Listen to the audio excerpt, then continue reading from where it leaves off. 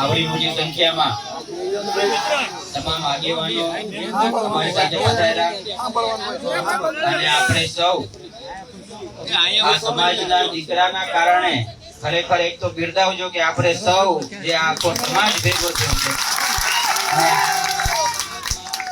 જે આવી જાગૃતતા લાવ્યા છીએ એ બદલ આખા સમાજના તમામ આગેવાનોનો, યુવાનોનો, મારા વડીલોનો ખરેખર હું આભાર માનું છું.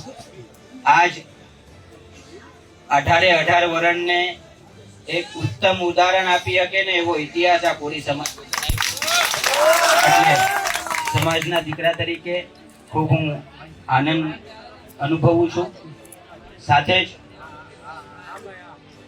આ જે ઘટના થઈ છે અને આપણે સૌ જાણીએ છીએ આપણા વાલા નવનીતભાઈની, પુરુષોત્તમભાઈ સોલંકીએ અને સમાજના તમામ મુખ્ય આગેવાનો હંમેશા એની ચિંતા લેતા હોય છે. એટલે બધા આગેવાનો આની ચિંતાને લઈ અને આજે એમના વતી, પુરુષોત્તમભાઈ સોલંકી વતી હું એમની ખબર કાઢવા આવ્યો છું.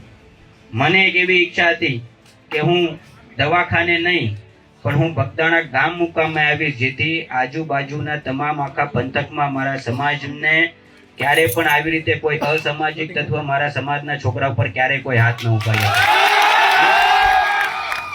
એક સોલંકીના દીકરા તરીકેનો જે અમારો ધર્મ છે, આ સમાજે જે અમને આપ્યું છે, આ સમાજ માટે અમે અમારું માથું દઈ દઈએ તોય એની કોઈ કિંમત નથી. કારણ કે સમાજનું